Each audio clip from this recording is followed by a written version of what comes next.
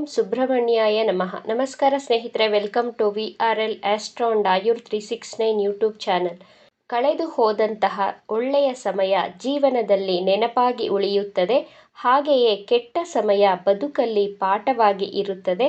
ನಿನ್ನ ಬದುಕಲ್ಲಿ ಏನಾದರೂ ಆಗಲಿ ಅದು ನಿನ್ನ ಒಳಿತಿಗಾಗಿಯೇ. ವೃಶ್ಚಿಕ ರಾಶಿಯವರ ಅಂತಿಮ 6 ತಿಂಗಳ ಮಹತ್ವಪೂರ್ಣ ಭವಿಷ್ಯವಾಣಿಯ ಬಗ್ಗೆ ಈ ವಿಡಿಯೋದಲ್ಲಿ ತಿಳಿಸಿಕೊಡಲಿದ್ದೇನೆ. ಜುಲೈ ತಿಂಗಳಿಂದ ಡಿಸೆಂಬರ್ ತಿಂಗಳವರೆಗಿನ ಘಟನೆಗಳ ಬಗ್ಗೆ ನೋಡೋಣ. ವೃಶ್ಚಿಕ ರಾಶಿಯವರಿಗೆ ರೀಸೆಂಟಾಗಿ ಮಾರ್ಚ್ ತಿಂಗಳಲ್ಲಿ ಅರ್ಧಾಷ್ಟಮ ಶನಿ ಮುಕ್ತಾಯವಾಗಿದೆ. ಗುರುಗ್ರಹ ಜೂನ್ 15ಕ್ಕೆ ರಾಶಿ ಪರಿವರ್ತನೆ ಮಾಡಿದೆ.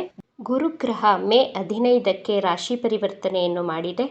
ಮೇ 18ಕ್ಕೆ ರಾಹು ಕೇತು ಗ್ರಹಗಳು ರಾಶಿ ಪರಿವರ್ತನೆಯನ್ನು ಮಾಡಿದ್ದಾರೆ. ಈ 6 ತಿಂಗಳಲ್ಲಿ ಸೂರ್ಯಗ್ರಹ, ಚಂದ್ರಗ್ರಹ, ಮಂಗಳ ಗ್ರಹ, ಬುಧ, ಶುಕ್ರ ಗ್ರಹದ ಬದಲಾವಣೆಯ ಬಗ್ಗೆ ಈ ಗ್ರಹಗಳು ವೃಶ್ಚಿಕ ರಾಶಿಯವರಿಗೆ ಯಾವ ರೀತಿಯ ಶುಭ ಹಾಗೂ ಅಶುಭ ಫಲಗಳನ್ನು ನೀಡಲಿದೆ ಎಂದು ನೋಡೋಣ. ಮೊದಲನೆಯದಾಗಿ ವೃಶ್ಚಿಕ ರಾಶಿಯವರಿಗೆ ಗ್ರಹಗಳ ಸ್ಥಿತಿಗತಿಗಳ ಬಗ್ಗೆ ನೋಡೋಣ. ನಿಮ್ಮ ರಾಶ್ಯಾಧಿಪತಿ ಕರ್ಮಸ್ಥಾನದಲ್ಲಿ ಕೇತು ಗ್ರಹದ ಜೊತೆ ಸ್ಥಿತವಾಗಿದೆ. ಚತುರ್ಥ ಭಾವದಲ್ಲಿ ರಾಹುಗ್ರಹ, ಪಂಚಮ ಭಾವದಲ್ಲಿ ಶನಿಗ್ರಹ, ಸಪ್ತಮ ಭಾವದಲ್ಲಿ ಶುಕ್ರ ಗ್ರಹ, ಅಷ್ಟಮ ಭಾವದಲ್ಲಿ ಗುರುಗ್ರಹದ ಜೊತೆ ಸೂರ್ಯಗ್ರಹ, ನವಮ ಭಾವದಲ್ಲಿ ಬುಧ ಗ್ರಹ ಸ್ಥಿತವಾಗಿದೆ.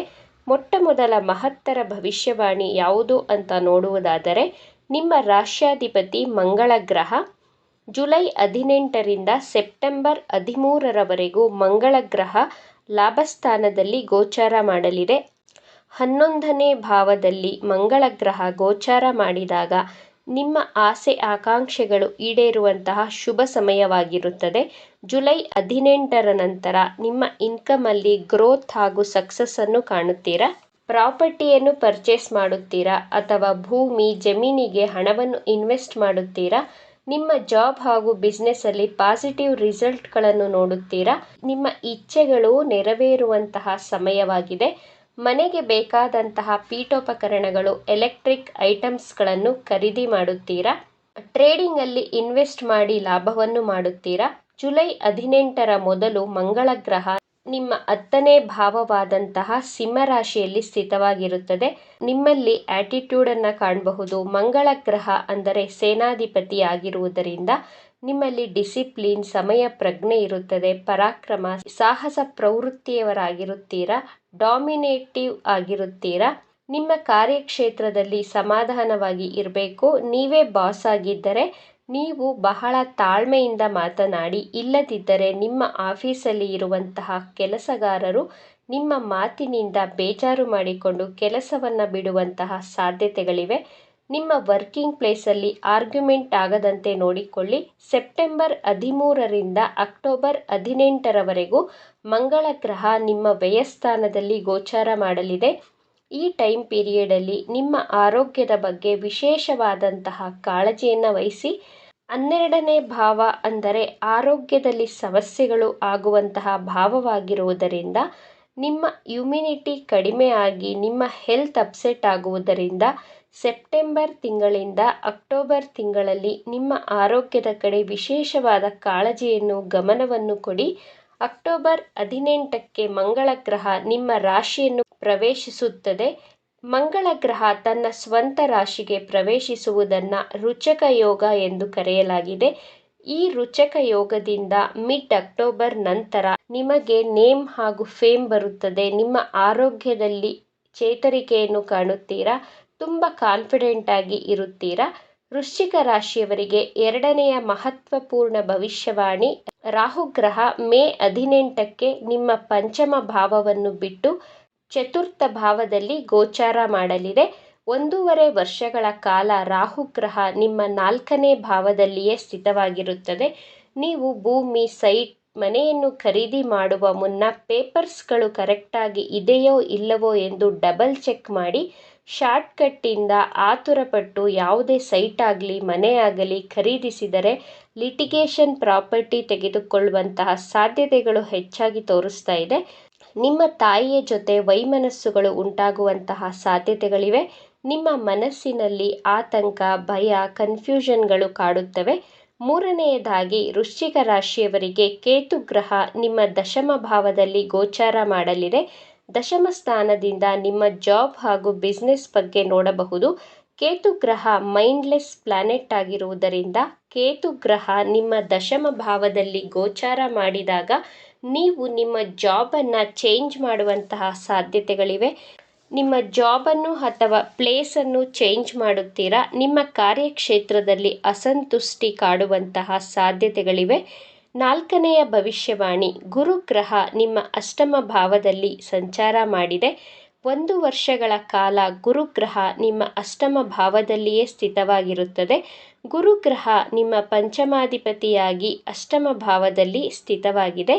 ಪಂಚಮ ಭಾವ ಅಂದರೆ ನಿಮ್ಮ ಆರೋಗ್ಯ ಭಾವವಾಗಿರುವುದರಿಂದ ನಿಮಗೆ digestion problem, fat related health ಪ್ರಾಬ್ಲಮ್ಸ್ಗಳು ಬರುವುದರಿಂದ ಈ 6 ತಿಂಗಳುಗಳ ಕಾಲ ಫ್ಯಾಟ್ ಹೆಚ್ಚಾಗಿರುವಂತಹ ಆಹಾರ ಸೇವನೆಯನ್ನು ಕಡಿಮೆ ಮಾಡಿ ಆರೋಗ್ಯಕರ ಆಹಾರವನ್ನು ಸೇವಿಸಿ.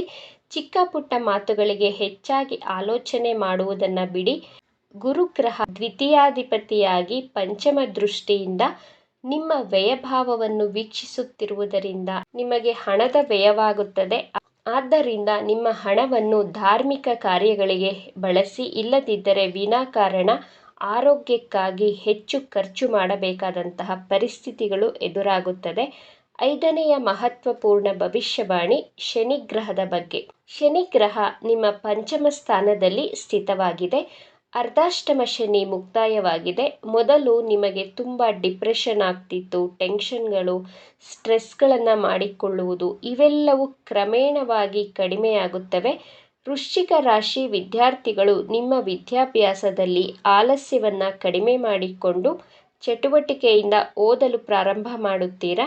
ಶನಿಗ್ರಹದ ದೃಷ್ಟಿ ನಿಮ್ಮ ದ್ವಿತೀಯ ಭಾವದ ಮೇಲೆ ಇರುವುದರಿಂದ ನಿಮಗೆ ಹಲ್ಲಿನ ಸಮಸ್ಯೆಗಳು, ಒಸಡಿನ ಸಮಸ್ಯೆ, ಮುಖದಲ್ಲಿ ಇನ್ಫೆಕ್ಷನ್ ಸಮಸ್ಯೆಗಳು ಉಂಟಾಗುತ್ತವೆ. 2ನೆಯ ಭಾವ ಅಂದರೆ ವಾಕ್ಸ್ಥಾನವಾಗಿರುವುದರಿಂದ ನಿಮ್ಮ ಮಾತಿನಿಂದ ಸಂಕಷ್ಟಕ್ಕೆ ಸಿಲುಕಿ ಹಾಕಿಕೊಳ್ಳುತ್ತೀರಾ. ಆದ್ದರಿಂದ ಸಮಾಧಾನವಾಗಿ ತಾಳ್ಮೆಯಿಂದ ಯೋಚಿಸಿ ಮಾತನಾಡಿ. ನಿಮ್ಮ 2ನೇ ಮಗುವಿನ ಆರೋಗ್ಯದ ಬಗ್ಗೆ ಎಚ್ಚರಿಕೆಯನ್ನು ವಹಿಸಬೇಕಾಗುತ್ತದೆ. ವೃಶ್ಚಿಕ ರಾಶಿಯವರ ಮಕ್ಕಳಿಗೆ ಮದುವೆ ಯೋಗ ಕೂಡಿ ಬರುತ್ತದೆ. ನಿಮ್ಮ ಜಾಬ್ ಹಾಗೂ ಬಿಸ್ನೆಸ್ಸಲ್ಲಿ ಇದ್ದಂತಹ ಟೆನ್ಷನ್ಗಳು, ಸ್ಟ್ರೆಸ್ಗಳು ಸಂಪೂರ್ಣವಾಗಿ ಕಡಿಮೆಯಾಗಲಿದೆ. 6ನೆಯ ಮಹತ್ವಪೂರ್ಣ ಭವಿಷ್ಯವಾಣಿ, ವೃಶ್ಚಿಕ ರಾಶಿಯವರು ಫಾರಿನಲ್ಲಿ ಜಾಬ್ ಮಾಡಬೇಕು ಅಂದುಕೊಂಡು ಪ್ರಯತ್ನ ಮಾಡುತ್ತಿದ್ದರೆ ರಾಹುಗ್ರಹದ ದೃಷ್ಟಿ ನಿಮ್ಮ 12ನೇ ಭಾವದ ಮೇಲೆ ಬೀಳುತ್ತಿರುವುದರಿಂದ ಹಾಗೂ ಗುರುಗ್ರಹದ ದೃಷ್ಟಿಯು ನಿಮ್ಮ 12ನೇ ಭಾವದ ಮೇಲೆ ಬೀಳುತ್ತಿರುವುದರಿಂದ ಫಾರಿನಲ್ಲಿ ಜಾಬ್ ಮಾಡುವಂತಹ ಸಾಧ್ಯತೆಗಳು ಹೆಚ್ಚಾಗಿ ತೋರಿಸ್ತಾ ಇದೆ. ನಿಮ್ಮ ಜಾಬ್ ಹಾಗೂ ಬಿಸ್ನೆಸ್ಸಲ್ಲಿ ಹೆಚ್ಚು ಧನಲಾಭ ಗಳಿಸಲು ಮಂಗಳ ಗ್ರಹದ ಬೀಜ ಮಂತ್ರವನ್ನು ಪಠಿಸಿ. ಮಂತ್ರ ಹೀಗಿದೆ: ಓಂ ಕ್ರಾಂ ಕ್ರೀಂ ಕ್ರೌಂ ಸಹ ಭೌಮಾಯ ನಮಃ. ಈ ಬೀಜ ಮಂತ್ರವನ್ನು ಪ್ರತಿನಿತ್ಯ 21 ಬಾರಿ ಪಠಿಸಿ. ಹನುಮಾನ್ ಚಾಲೀಸವನ್ನು ಪ್ರತಿ ಮಂಗಳವಾರ ಹಾಗೂ ಶನಿವಾರದ ದಿನ ತಪ್ಪದೇ ಪಠಿಸಿ. ಪ್ರತಿನಿತ್ಯ ಸೂರ್ಯ ದೇವನಿಗೆ ಜಲದ ಅರ್ಘ್ಯವನ್ನು ಕೊಡಿ. ಎಲ್ಲವೂ ಶುಭವಾಗುತ್ತದೆ. ಈ ವಿಚಾರಗಳು ನಿಮಗೆ ಇಷ್ಟ ಆಗಿದೆ ಅಂತ ಭಾವಿಸ್ತಾ ಇದ್ದೇನೆ. ಇಷ್ಟ ಆಗಿದ್ದರೆ ನಮ್ಮ ಚಾನಲನ್ನು ತಪ್ಪದೇ ಸಬ್ಸ್ಕ್ರೈಬ್ ಮಾಡ್ಕೊಳ್ಳಿ. ಈ ವಿಡಿಯೋಗೆ ಒಂದು ಲೈಕ್ ಕೊಡೋದನ್ನು ಮರಿಬೇಡಿ. ಈ ವಿಡಿಯೋವನ್ನು ನಿಮ್ಮ ಫ್ರೆಂಡ್ಸ್ ಆ್ಯಂಡ್ ಫ್ಯಾಮಿಲಿ ಗ್ರೂಪಲ್ಲಿ ಹೆಚ್ಚು ಶೇರ್ ಮಾಡಿ. ನಿಮ್ಮ ಅಭಿಪ್ರಾಯಗಳನ್ನು ತಪ್ಪದೇ ಕಮೆಂಟ್ ಮಾಡಿ. Thank you friends.